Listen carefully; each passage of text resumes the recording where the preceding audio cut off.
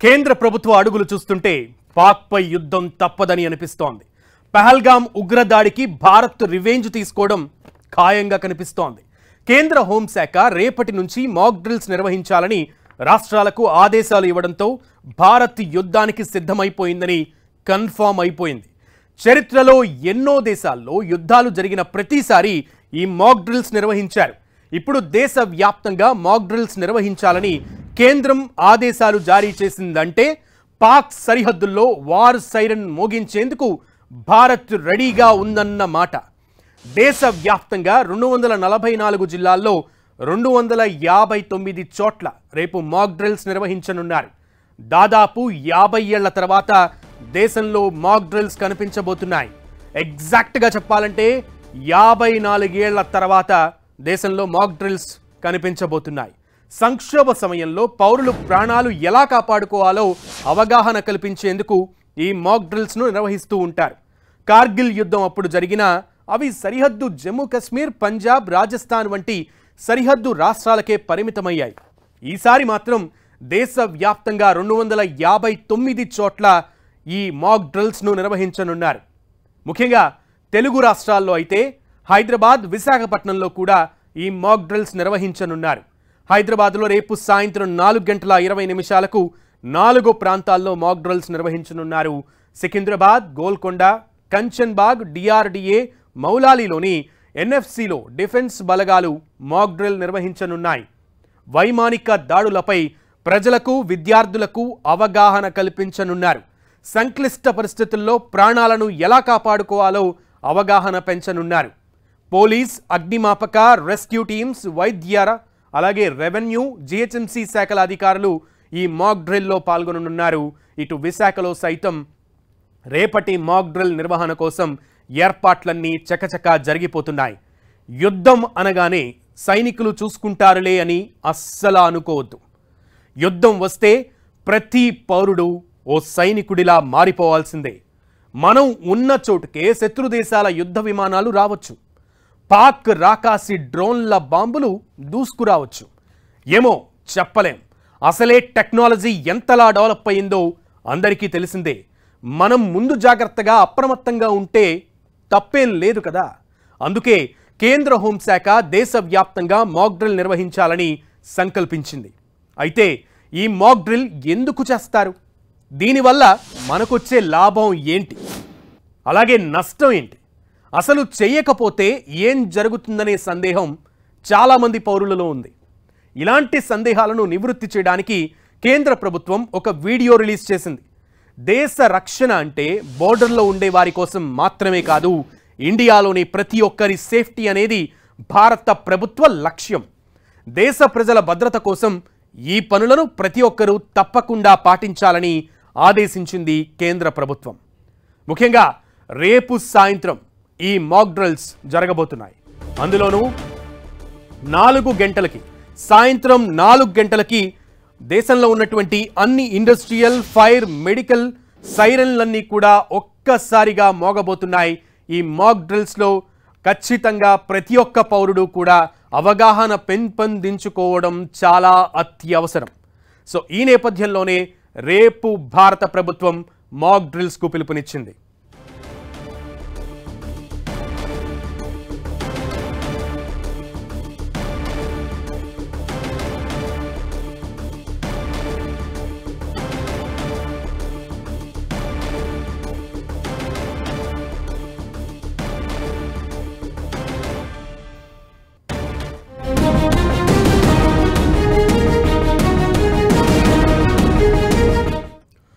పాకిస్తాన్ ఒకవేళ వైమానిక దాడులకు తెగబడితే అప్పుడు మనం ఏం చేయాలి?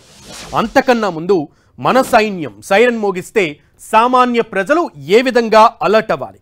అసలు మాక్ డ్రిల్తో అధికారులు ప్రజలకు ఎలాంటి అవగాహన కల్పించబోతున్నారో ఇప్పుడు చూద్దాం.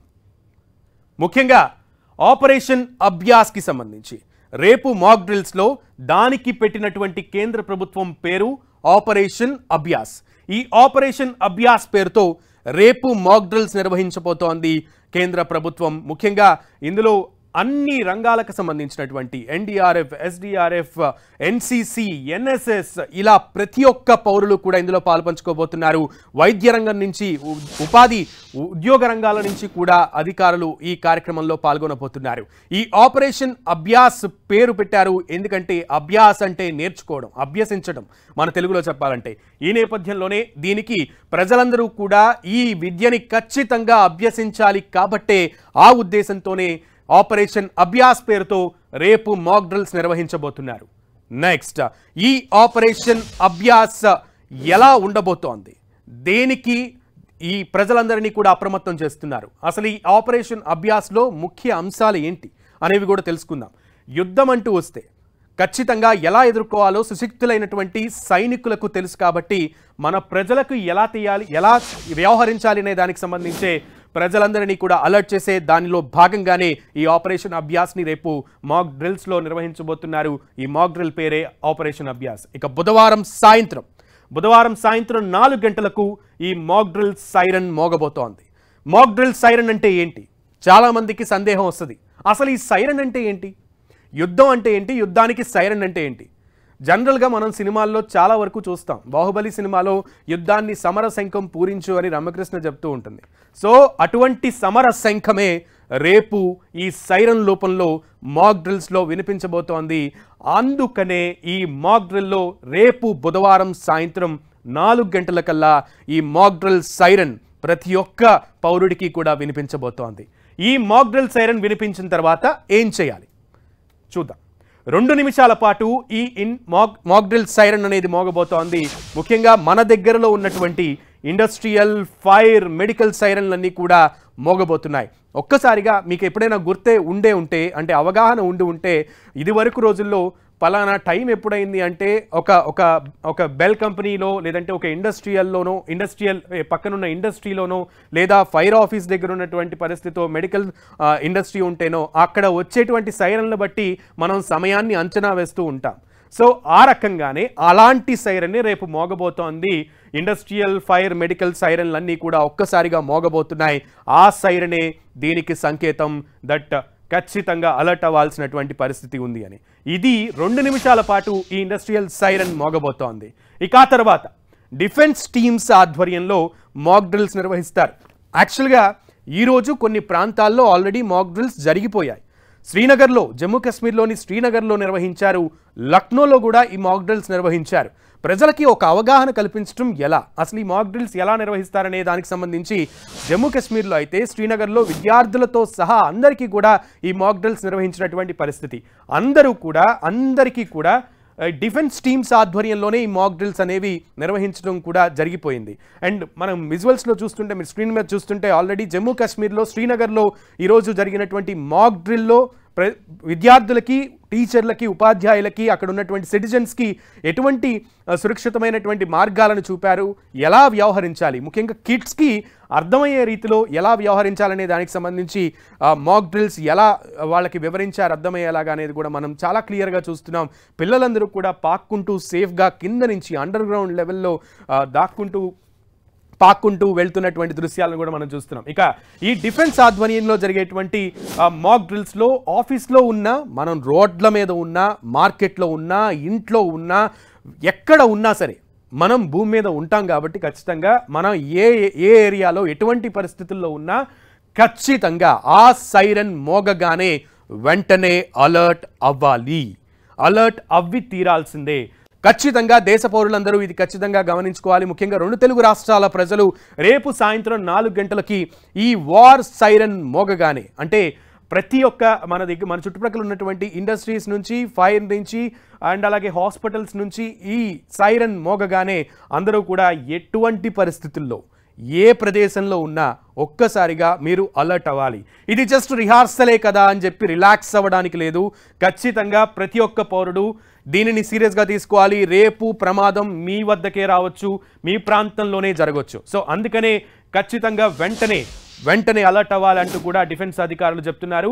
ఇక యాజ్ ఐ సెడ్ ఎర్లియర్, మీరు ఎక్కడున్నా కూడా అలర్ట్ అవ్వాలి. యుద్ధం వస్తే ప్రజలు ఎలా వ్యవహరించాలి అనే దానిపై ఖచ్చితంగా ప్రతి ఒక్కరూ అవగాహన కలిగి ఉండాలి. కాబట్టి ఆ అవగాహన కార్యక్రమం నెక్స్ట్ తీసుకోబోతారు అధికారులు. సో యుద్ధం వస్తే ప్రజలు ఎలా వ్యవహరించాలన్న దానిపై అవగాహన కల్పించడానికే ఈ మాక్ డ్రిల్స్ నిర్వహిస్తోంది.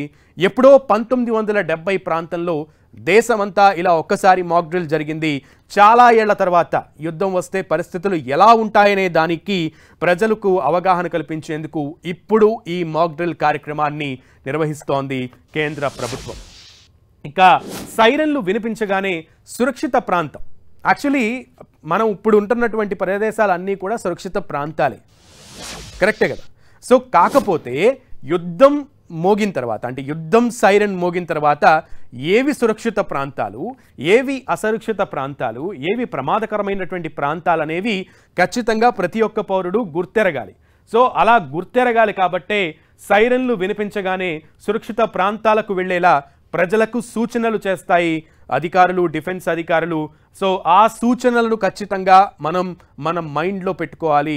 ఎప్పుడు ఎక్కడ సురక్షిత ప్రాంతం ఎలా ఉంటుంది అనేది మనకి ఖచ్చితంగా అవగాహన ఉంటేనే ఆ ప్రాంతాలకి వెంటనే వెళ్ళేటువంటి పరిస్థితి ఉంటుంది. కాబట్టి ఆ విధంగా అవగాహన కల్పిస్తారు. ఇక నెక్స్ట్, జనరల్గా యుద్ధం వస్తే ప్రజలు ఎలా వ్యవహరించాలనే దానికి సంబంధించి 54 ఏళ్ల క్రితం కదా నిర్వహించింది ఇటువంటి మాక్ డ్రిల్. సో ఖచ్చితంగా ఈ జనరేషన్కి అయితే ఖచ్చితంగా అవగాహన ఉండకపోవచ్చు. అందుకనే ఖచ్చితంగా ప్రతి ఒక్క పౌరులు కూడా దీంట్లో పాలు పంచుకోవాలి. దాడులు జరిగిన వెంటనే ప్రజలు సురక్షితంగా ప్రాంతాలను గుర్తించగలగాలి అనేది ఇక్కడ కీ పాయింట్. జనరల్గా నేను చెప్పినట్లుగానే సురక్షిత ప్రాంతం అంటే మనం ఉన్నదంతా సురక్షిత ప్రాంతాలే కదా అని అనుకుంటారు. కానీ యుద్ధం వచ్చినటువంటి సమయాల్లో సురక్షిత ప్రాంతాలంటూ కొన్ని ఉంటాయి. అవేంటంటే హాస్పిటల్స్ కానీ, స్కూల్స్ కానీ, ఇలా కొన్ని ప్రాంతాలు ఉంటాయన్నమాట. అవి చాలా సురక్షితమైనటువంటి ప్రాంతాలు. అక్కడ బాంబు దాడులు జరగకూడదు కూడా. సో దాని మీద కొన్ని రకమైనటువంటి పెయింట్లను కూడా వేస్తూ ఉంటారు మన అధికారులు యుద్ధాలు జరిగే టైంలో. సో ఆ టైంలో అటువంటి బిల్డింగ్స్ లోపలికి వెళ్తే కనుక మనం సురక్షితంగా ఉంటాం. సో అందుకనే దాడులు జరిగిన వెంటనే ప్రజలు సురక్షిత ప్రాంతాలను గుర్తించగలగాలి. అటువంటి సురక్షిత ప్రాంతాలని నేను ఆల్రెడీ మీకు చెప్పా. సో రేపు డిఫెన్స్ అధికారులు ఇంకా క్లియర్గా ఎక్స్ప్లెయిన్ చేస్తారు. ఇక మంటలను ఎలా ఆర్పివేయాలి, ఎలా తప్పించుకోవాలి. జనరల్గా యుద్ధం జరిగినప్పుడు బాంబులు రావడం, దాడులు జరగడం అనేది సర్వసాధారణం. ఇటువంటి దాడులు లేదా బాంబులు పేలుళ్ళు జరిగినప్పుడు ఖచ్చితంగా అగ్ని అనేది కీలకంగా వ్యవహరిస్తూ ఉంటుంది. సో అందులోనూ మనం ఇప్పుడు వేసవి కాలంలో ఉన్నాం. సో అగ్ని కీళలు అనేవి ఖచ్చితంగా ఒకదానికి తర్వాత ఒకటి పాకి పెను ప్రమాదం సృష్టించేటువంటి ప్రమాదం చాలా ఎక్కువ ఉంటుంది. కాబట్టి మంటలను ఎలా ఆర్పివేయాలి, ఆ మంటల నుంచి మనల్ని మనం ఎలా తప్పించుకోవాలి, మన దగ్గర ఉన్నటువంటి మన చుట్టుప్రక్కల ఉన్నటువంటి వాళ్ళని ఎలా తప్పించాలి అనే దానికి సంబంధించి కూడా రేపు అధికారులు అవగాహన కల్పించబోతున్నారు. ఇక నెక్స్ట్, ముఖ్యంగా ఈ మంటలను మనం ఖచ్చితంగా ఎదురించగలగాలి. అండ్ భయం బాగా ఎక్కువ వస్తూ ఉంటుంది, ఆ భయాన్ని కూడా అధిగమించాలి. తర్వాత చెప్తాను. ఇక ప్రాథమిక చికిత్సపై కూడా అవగాహన పెంచుకోవాలి. ఫస్ట్ ఎయిడ్, సో చాలా ప్రాంతాల్లో మనం ఫస్ట్ ఎయిడ్ని చూస్తాం. ఈవెన్ బస్సెస్లో కూడా ఫస్ట్ ఎయిడ్ కిట్స్ని చూస్తాం. మన ఓన్ వెహికల్స్లో ఫస్ట్ ఎయిడ్ కిట్స్ ఉంటూ ఉంటాయి. కానీ చాలామందికి ఈ ఫస్ట్ ఎయిడ్ కిట్స్కి సంబంధించి అవగాహన ఉండకపోవచ్చు. సో ఖచ్చితంగా ఈ ఫస్ట్ ఎయిడ్ చికిత్సా విధానం ఎలా ఉండాలనే దానికి సంబంధించి కూడా రేపు అవగాహన కల్పిస్తారు. ఇంకా తర్వాత తీవ్రమైన ఒత్తిడిని, నేనన్నా ప్రతి ఒక్కళ్ళు కూడా భయంతో ఉంటారు, ఆందోళనతో ఉంటారు. ఏం జరుగుతుందా అనేటువంటి ఒక రకమైనటువంటి భయాందోళనని వ్యక్తం చేస్తూ ఉంటారు. ఆ క్రమంలో ఆ ఒత్తిడిని, ఎందుకంటే చాలా తీవ్రమైన ఒత్తిడి ఉంటుంది, ప్రతి ఒక్కరికి కలలు ఉంటాయి కాబట్టి. సో ఆ ఒత్తిడిని అధిగమిస్తూ మనకి మనం ప్రశాంతంగా ఉండటంతో పాటు మన చుట్టుప్రక్కల ఉన్న వాళ్ళని కూడా ప్రశాంతంగా ఉండేలాగా మనం మోటివేట్ చేయాలి. దానికి సంబంధించి కూడా మనకి అవగాహన కల్పిస్తారు. ఇక వెంటనే బ్లాక్అవుట్ ఆపరేషన్ అమలు చేయాలి. సో బ్లాక్అవుట్ ఆపరేషన్ అనేది ఏంటి, బ్లాక్అవుట్ ఆపరేషన్ అంటే ఏంటి, దాన్ని అసలు ఎప్పుడు చేయాలి, ఎలా అమలు చేయాలి అనే దానికి సంబంధించే ఇప్పుడు తెలుసుకుందాం. సైరన్ మోగిన వెంటనే బ్లాక్అవుట్ ఆపరేషన్ అమలు చేయాలి. చిన్న జాగ్రత్తలే పెద్ద ప్రమాదాన్ని తప్పిస్తాయి. అదే ఈ బ్లాక్అవుట్ ఆపరేషన్ కాన్సెప్ట్. రెండో ప్రపంచ యుద్ధ సమయంలో ఈ బ్లాక్అవుట్ ఆపరేషనే ప్రజల ప్రాణాలను కాపాడేందుకు ఒక బ్రహ్మాస్త్రంగా పనిచేసింది. ఇంతకీ ఈ బ్లాక్అవుట్ ఆపరేషన్ అంటే ఏంటి, దీన్ని ఎలా అమలు చేయాలి? Welcome back. అసలు ఈ బ్లాక్అవుట్ ఆపరేషన్ అంటే ఏంటి? యుద్ధం అన్నాక దాడులు, ప్రతిదాడులు తప్పవు. సో రాత్రిపూట వైమానిక దాడులు జరగవచ్చు. సో ఈ బ్లాక్అవుట్ ఆపరేషన్లో ముఖ్యంగా ఈ రాత్రిపూట వైమానిక దాడులు జరగవచ్చు కాబట్టే సో మనం ఎలా అలర్ట్గా ఉండాలి అనే దానికి సంబంధించి ఇదవుతారు, మనకి అవగాహన కల్పిస్తారు. ముఖ్యంగా శత్రువులు మనల్ని గుర్తించకుండా మనం ఖచ్చితంగా ఎలక్ట్రిసిటీని అంతా కూడా బంద్ చేయాలి, లైట్లన్నీ ఆఫ్ చేయాలి. శత్రువులు మనల్ని గుర్తించకుండా చేయాలి. ఈవెన్ టార్చ్ లైట్, అంటే టార్చ్ లైట్ కానీ లేదంటే మొబైల్ ఫోన్ ఫ్లాష్ లైట్ కూడా వేయకూడదు, అది కూడా ప్రమాదమే. సో ఎందుకంటే ఈ చిన్న చిన్న విషయాలే పెద్ద ప్రమాదాన్ని మన నుంచి తప్పిస్తూ ఉంటాయి. సో అందుకని సురక్షిత ప్రాంతానికి వెళ్ళి తలదాచుకోవాలి. సో మొత్తం లైట్లన్నీ కూడా బంద్ చేసేయాలి. అండ్ ఆ తర్వాత సురక్షిత ప్రాంతాలకి మనం వెళ్ళాలి. మనతో పాటు ఉన్నటువంటి వాళ్ళందరినీ కూడా తీసుకుని వెళ్ళి అందరినీ కూడా తలదాచుకునేలాగా సేఫ్గా మనం ఉంచగలగాలి. చెవులన్నీ కూడా మన చెవులు రెండు కూడా గట్టిగా మూసుకోవాలి. బికాజ్ బాంబుల శబ్దం లేదంటే దాడుల శబ్దం విపరీతంగా ఉంటుంది. దట్ మనిషి ఖచ్చితంగా భరించలేడు. మనకి కొన్ని డెసిబల్స్ వరకే మన చెవులని, మన వినికిడి రంధ్రాలు భరించగలవు. ఆ డెసిబల్స్కి మించి శబ్దం వస్తుంది కాబట్టి మన చెవులని గట్టిగా మూసుకుని ఉంచుకోవాలి. సో ఎవరైనా సరే, ఏ వయసు వారైనా సరే ఈ శబ్దాన్ని భరించలేరు కాబట్టి చెవులని గట్టిగా మూసుకోవాలి అనేది 4th స్టెప్. ఇక ఎలాంటి అలికిడి కూడా మనం చేయకూడదు, గుసగుసలు కూడా ఆడుకోకూడదు. సో అలాంటి పిన్ డ్రాప్ సైలెంట్ అంటారు కదా, సో అలాంటి పిన్ డ్రాప్ సైలెంట్లో ప్రతి ఒక్క పౌరుడు కూడా పాటించాలి. అలా అంత సైలెంట్గా ఉండాలి. అండ్ 1971లో ఎందుకు ఈ చిన్న చిన్న విషయాలు చెప్తున్నారు మాకు అని అనుకోవచ్చు. 1971 బంగ్లాదేశ్ విముక్తి యుద్ధంలో ఉపయోగించినటువంటి వ్యూహాన్నే ఇక్కడ మనం గుర్తు చేసుకోవాలి. ఆ యుద్ధం అప్పుడు ఇటువంటి విషయాలే వైమానిక దాడుల నుంచి ప్రజలని సురక్షితంగా బయటపడేలా చేశాయి. అందుకనే ఈ యుద్ధాన్ని ఇప్పుడు రిఫరెన్స్గా తీసుకోవాల్సినటువంటి పరిస్థితి ఉంది. ఇక పాక్ శాటిలైట్లు, ముఖ్యంగా గస్తీ విమానాలు కీలక భవనాలను గుర్తించకుండా జాగ్రత్త పడాలి. మనం ఉన్నటువంటి అంటే సురక్షిత ప్రాంతాలు అంటున్నాం కదా, అటువంటి ప్రాంతాలను గుర్తించకుండా ఉండేలాగా ఏవి గుర్తించకుండా ఉండాలి? పాక్ శాటిలైట్లు, గస్తీ విమానాలు మన పైన చక్కర్లు కొట్టే అవకాశం ఉంటుంది. ఒకవేళ అటువంటి పరిస్థితే వస్తే అవి గుర్తించకుండా ఉండే విధంగా ఆ భవనాలను మనం గుర్తుంచుకుని అందులో జాగ్రత్తగా ఆ కీలక భవనాలను గుర్తించి జాగ్రత్తలు తీసుకోవాల్సినటువంటి పరిస్థితి ఉంటుంది. సో యుద్ధంలో మొబైల్ ఫోన్ల లైట్లు, నేను ఇందాక చెప్పా కదా, ఫోన్ ఫ్లాష్ లైట్లు మనం అనుకున్నాం కదా, ఫోన్ ఫ్లాష్ లైట్లను కూడా ప్రమాదకరమే. ఆ ఫ్లాష్ లైట్లను కూడా వాడకూడదు. వెలుతురు, మినుగురు పురుగుకి ఉండేటువంటి వెలుతురు వచ్చినప్పటి ఆ వెలుతురు ప్రదర్శించినా కూడా ప్రమాదకరమే. కాబట్టి మినుగురు పురుగు అంటే మనందరికీ కూడా అవగాహన ఉంటుంది కాబట్టి ఆ మాటని ఉపయోగిస్తున్నాము. సో మొబైల్ ఫోన్ల లైట్లను కూడా మనం ఉపయోగించకూడదు. ఎక్కడైనా వెలుగు గమనిస్తే అక్కడ ప్రత్యర్థి వైమానిక దాడులు చేసేటువంటి ప్రమాదం ఉంటుంది కాబట్టి ఖచ్చితంగా అంత చీకటి ఉండేటువంటి ప్రాంతంగా మనం ఉన్న ప్రదేశాన్ని చూసుకోవాలి. ఎక్కడా కూడా చిన్న వెలుతురు కూడా ప్రకాశించకుండా చూసుకోవాలి. ఇక అలాగే ప్రతి ఒక్కరూ ఖచ్చితంగా ఇవన్నీ పాటించాల్సినటువంటి అంశాలు. సో ఫస్ట్, ఖచ్చితంగా శత్రువులు మనల్ని గుర్తించకుండా లైట్లన్నీ ఆఫ్ చేయాలి. సురక్షిత ప్రాంతాలకి వెళ్ళి తలదాచుకోవాలి. మన చెవులని రెండింటిని కూడా గట్టిగా మూసుకోవాలి. ఎలాంటి అలికిడి చేయకూడదు. అండ్ ఈ విషయంలో పాక్ శాటిలైట్లు, గస్తీ విమానాలకి మన భవనాలను, అంటే మనం ఉన్నటువంటి సురక్షిత ప్రాంతాల భవనాలను వాళ్ళు గుర్తెరగకుండా జాగ్రత్తలు తీసుకోవాలి. మొబైల్ ఫోన్ల లైట్లు కూడా ఆఫ్ చేయాలి. ఎక్కడైనా వెలుగు గమనిస్తే అక్కడ ప్రత్యర్థి వైమానిక దాడి చేసేటువంటి ప్రమాదం ఉంటుంది కాబట్టి అంత చీకటిమయంగా మనం ఉన్న ప్రాంతం ఉండాలి. ప్రతి ఒక్కరూ ఖచ్చితంగా ఇవన్నీ పాటించాలి. ఇవే కీలక సూత్రాలు. బ్లాక్అవుట్ ఆపరేషన్కి సంబంధించి ప్రతి ఇల్లు కూడా ప్రత్యర్థికి అంతు చిక్కని ఒక కోటలా మారాలి అనేదే మన దేశం ఆర్మీ యొక్క ముఖ్య ఉద్దేశం. సో ప్రతి ఒక్క పౌరుడి ఇల్లు, మన ఇల్లు ఒక ప్రత్యర్థికి అంతు చిక్కని కోటగోడ అంటే తెలుసు కదా. సో బద్దలు కొట్టినా కూడా బద్దల వనదే కోట గోడ అంటూ ఉంటాం. సో అంత స్ట్రాంగ్గా మన ఇల్లు మారాలి. అలా మనం తీర్చిదిద్దుకోవాలి. హై రిస్క్ జోన్ల నుంచి జనాల్ని సురక్షిత ప్రాంతాలకు మనం తరలించాలి. ప్రతి ఒక్క పౌరుడు కూడా సైనికుడే. యుద్ధం అనేది మొదలైన తర్వాత ఆ సైనికుడిలాగా మనం అందరం కూడా బిహేవ్ చేయాలి, వ్యవహరించాలి. హై రిస్క్ జోన్ల నుంచి మన చుట్టుప్రక్కల ఉన్నటువంటి జనాలని సురక్షిత ప్రాంతాలకి తరలించాల్సినటువంటి ఆవశ్యకత ఉంటుంది. ప్రజలు మనోధైర్యం కోల్పోకుండా ఉండే విధంగా ప్రతి ఒక్క పౌరుడు కూడా శ్రద్ధ తీసుకోవాలి. మనోధైర్యం కోల్పోకుండా మనం చేయాలి, మనము కోల్పోకూడదు. సో ఇది ఒక మంచి స్టెప్. అలాగే చీకట్లో ఉండడం అంటే దాక్కోవడం కాదు. ఇది గుర్తెరగాలి. మనం దాక్కోవడం ఏంటి అనేది కూడా చాలామంది అనుకుంటూ ఉంటారు. బట్ అది దాక్కోవడం కాదు, యుద్ధంలో ఒక కీలకమైనటువంటి అంశం, ఒక స్టెప్. చీకట్లో ఉండి తీరాలి, బికాజ్ మనతో పాటు అందరినీ కూడా సురక్షితంగా ఉంచాలి. కాబట్టి మనం ఐకమత్యంగా ఖచ్చితంగా ఇటువంటి సందర్భాల్లో మన ఐకమత్యాన్ని ప్రదర్శించాలి, ఐకమత్యంగా ఉండాలి. ఇటువంటి సందర్భాల్లోనే యూనిటీ అనేది చాలా కీలక రోల్ని ప్లే చేస్తూ ఉంటుంది. మన కుటుంబం, మన వీధి, మన ఊరిని మనం కాపాడుకోవాలి.